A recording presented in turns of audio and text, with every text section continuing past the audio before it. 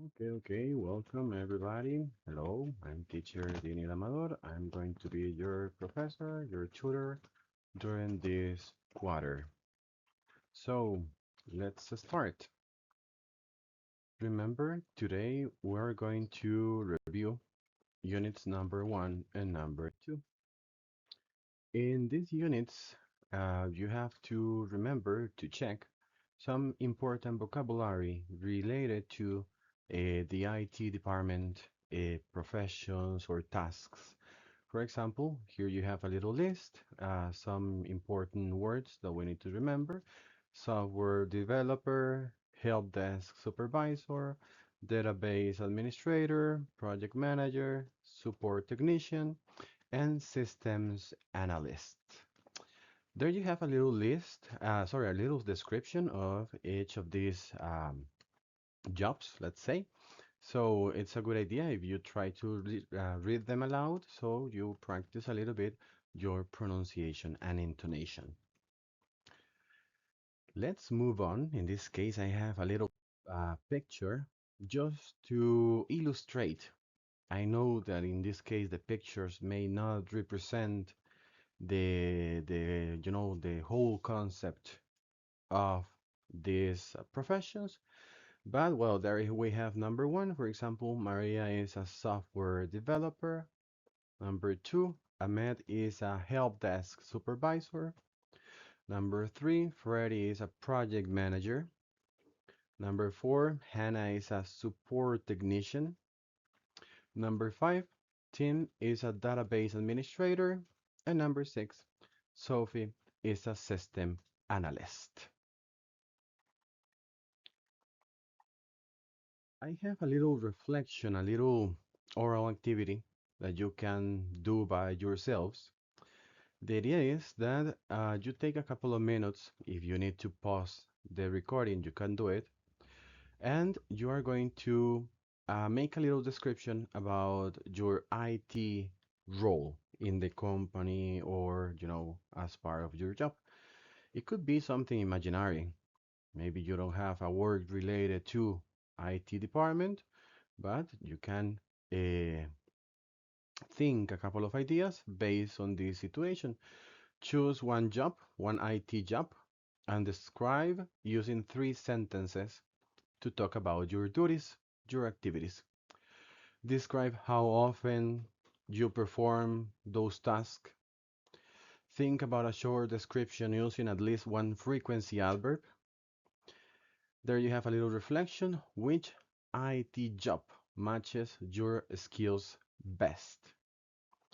And well, tell us why the IT support is important in a company. There you have a little guide. I would like to be a systems analyst. I usually check data reports and sometimes meet clients. I update the system once a week and I troubleshoot problems all the time. So take your time, pause the recording, and try to think about this little description. Let's move on. Now we're going to have a little grammar review. In this units, it's important to remember that we have, besides vocabulary, some grammar structures that we need to check. Let's start with the simple present, but in this case, we're going to talk about questions. Remember that in the simple present tense, we need to have the auxiliaries at the beginning, then we have the subject and the verb. Important to mention, to remember, that we do not conjugate the verb, okay? We need to use the base form. Do you speak Spanish? Does she like avocado? Hmm? So we do not conjugate the verb, and remember that depending on the pronoun, we need do or does. In the case of simple present, remember that we can also have a WH question words when we want to ask extra information. Where do you work? For example, oh, I work in San Jose. I work at UNED, for example. What time does she get up? She gets up.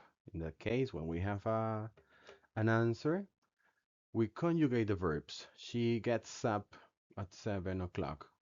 But in the case of the questions, remember, the verb, we keep it in the base form. Okay? So, in these units, we're going to focus just um, in the type of questions and the possible answers that we can have. When we talk about simple present, we need to pay attention as well to the use of frequency adverbs. In this exercise, we're going to try to analyze the sentences and we're going to try to choose which is the correct or the best answer. There is a little detail. When we talk about frequency adverbs, in some cases depends on our point of view. So we need to pay attention to the sentences if we have extra information. And in some cases, sentences could be ambiguous. They could have two possible answers. So again, take a couple of minutes. You can pause the video and try to complete the sentences using always, usually, often, sometimes, rarely, or never.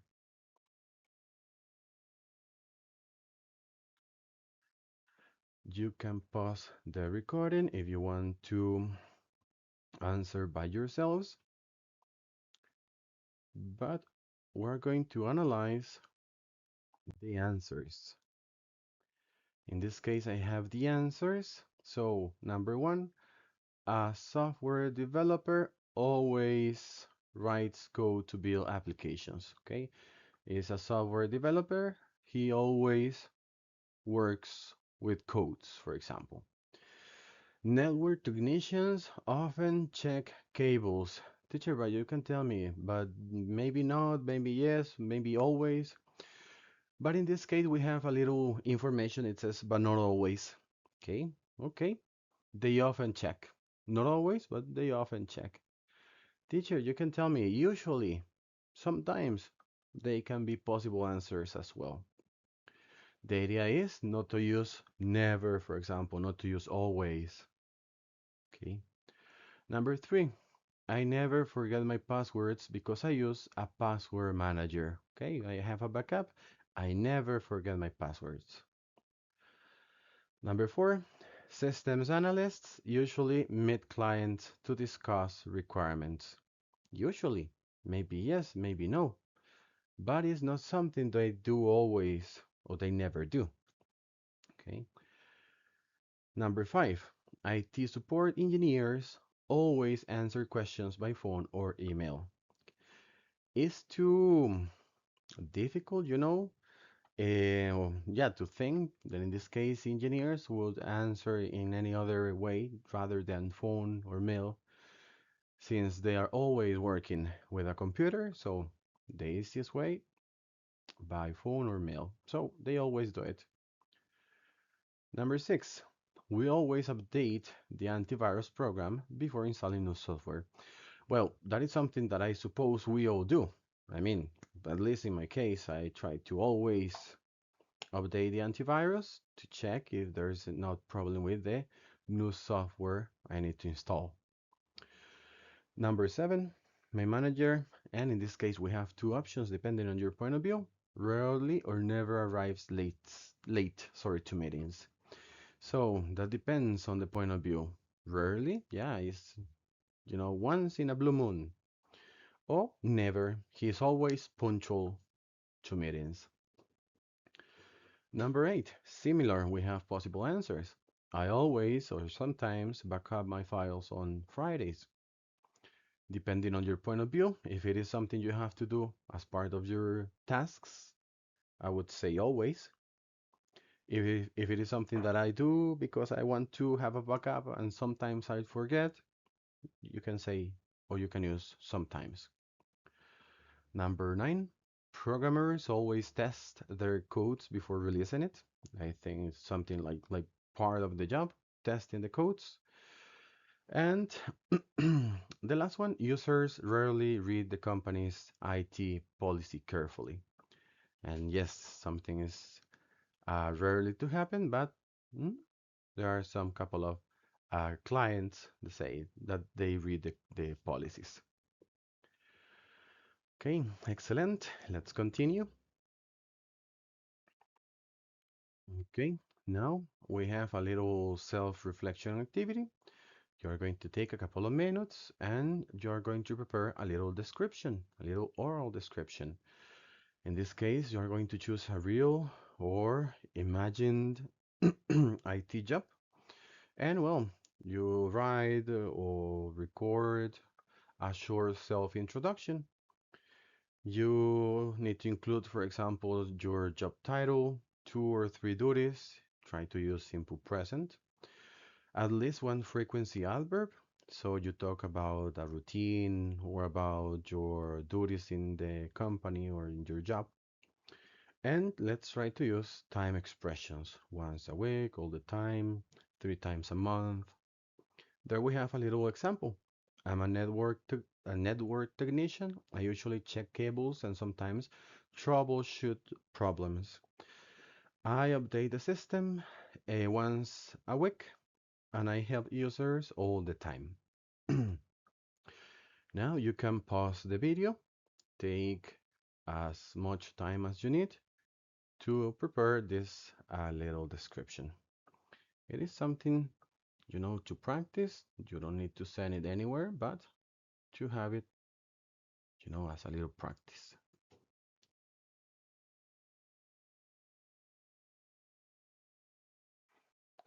Let's continue.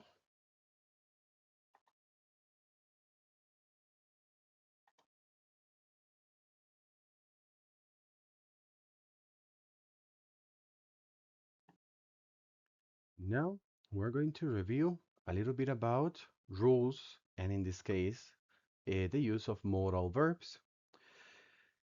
I get back to the point that in this case, it depends on your intention, what you want to express. Basically, we're going to have must or mustn't to talk about strong obligation or prohibitions. Okay, you must wear your ID badge. It's something that is a strong obligation as part of the rules of your company, let's say. Or you mustn't install unauthorized software. Okay, it's a prohibition. You are not allowed to do it.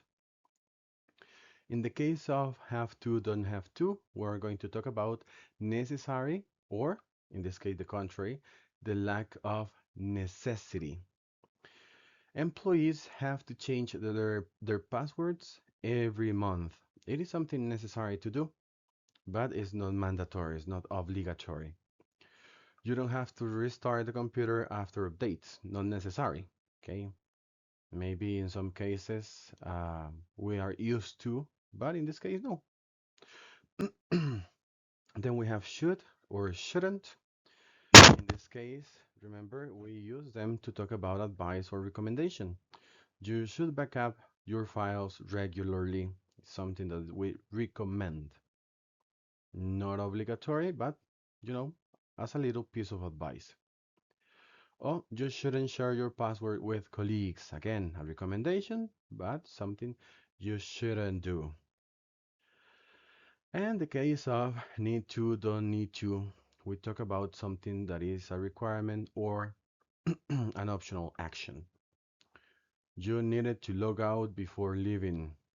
Okay, in this case, it's a requirement, something you need to do. Or you don't need to print emails, it's optional. Okay, you don't need to do it. If you do it, well, it's up to you. But it's not necessary to do it. Okay, so when we speak, sometimes we are the ones who are going to set the intention. But when we have grammar activities or practices, we need to focus on the background, the information we have in the text. In this activity, I'm going to give you a couple of minutes. You can pause the video again, and you are going to try to answer using must, mustn't, have to, don't have to, should, shouldn't, need to, don't need to. Pay attention at the end of the sentences because you're going to have pieces of advice with little information to guide you, to help you understand the situation. So you can pause the video and we will analyze the answers in a couple of seconds.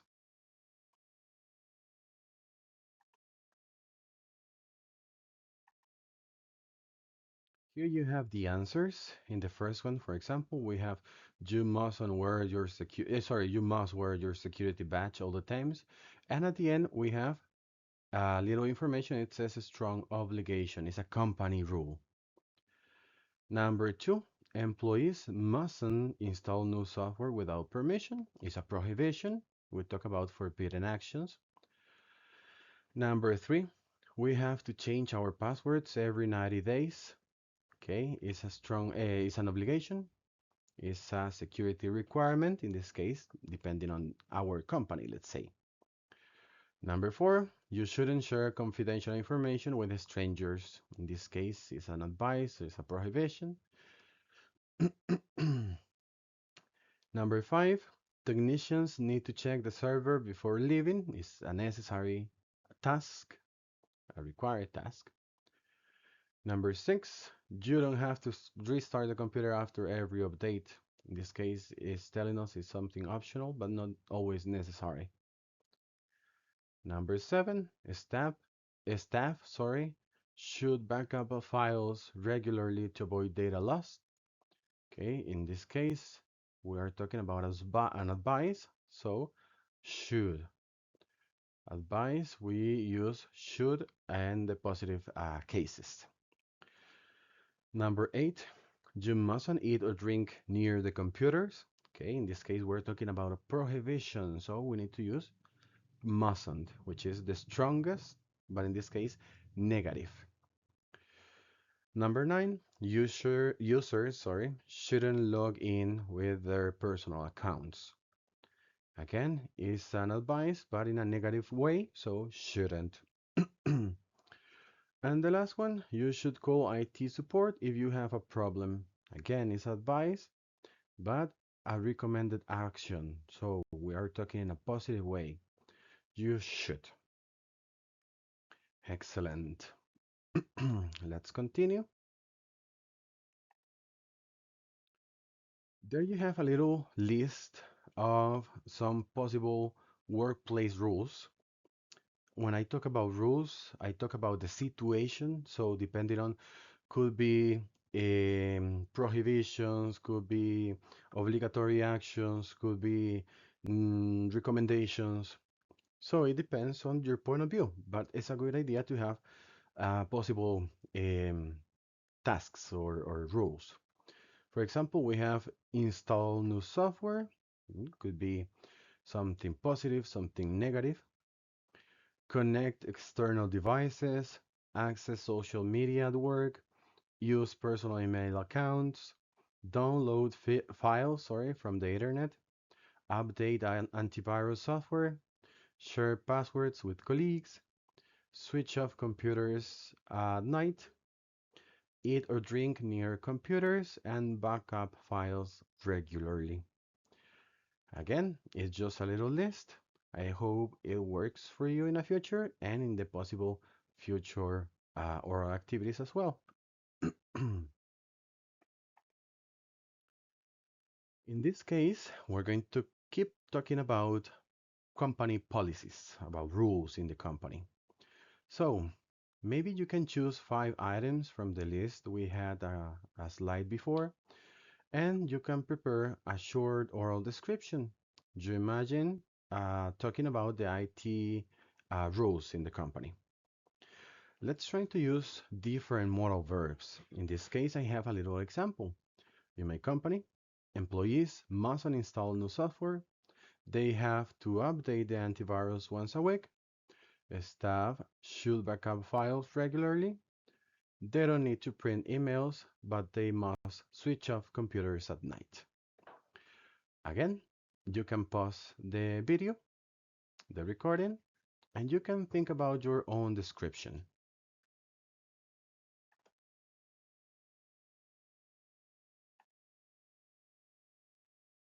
Okay. Now, a little information about imperatives and sequencers. In this case, when we talk about instructions, it's a good idea to help the other person using words that show the order of events. Okay, in this picture, you have, for example, first switch on the computer, then log in with your password, next open the antivirus program, finally run a full scan. Well, it's up to you if you want to have more next words, or even if you want to include after that. But the idea is we start with first and we finish with finally. So we give a beginning and we give a closure to the instructions. In this case, you can take a couple of minutes, and if you want, you can pause the recording. You are going to choose one IT process you know, could be real or you can imagine it. The idea is that you prepare a short description using these sequence words. First, then, next, finally. And we use some imperatives. When we talk about imperatives, remember, those are verbs that give us an order. First, open the setting menu. Then select network. Next, click on Wi-Fi.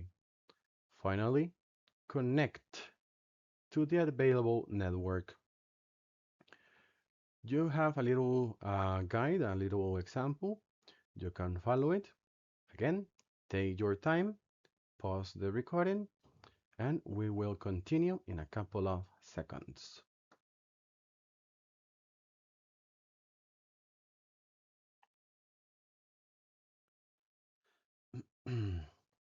And well, this is just a vocabulary list in which we have some expressions, some ways in which we can make, for example, in this case, suggestions.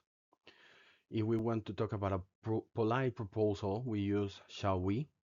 Shall we update the antivirus? We are talking in a very polite way. We can also use could we?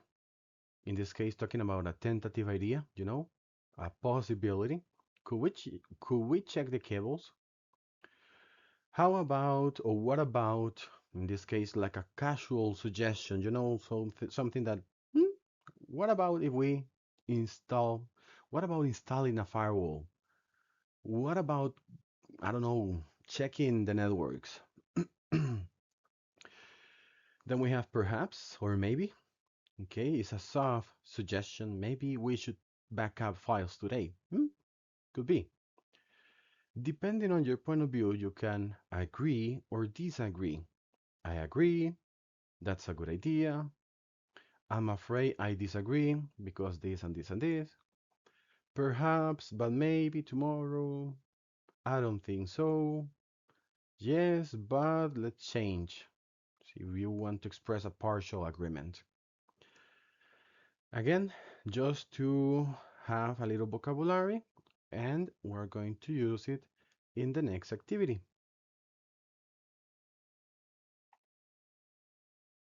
This is a little closure activity just to finish units number 1 and number 2.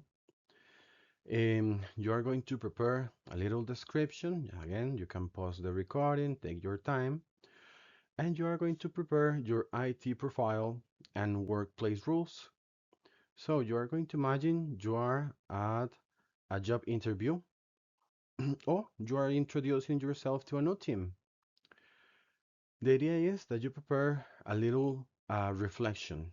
You can include your IT role, the main duties, the workplace rules that you know or that you have heard. You can talk about a possible suggestion. Okay, well, last one, sorry, agreeing or disagreeing. You can talk about policies in the company and you tell us if you agree or disagree with that. There I have a little example. I'm a system analyst. I usually check reports and sometimes meet clients. In my company, employees mustn't install software without permission, and we have to back up files once a week. I think we should update the antivirus more often. How about doing it every day? I agree that backups are important, but I'm afraid I disagree with daily updates because they take too much time. So, take the time you need and try to prepare a short description.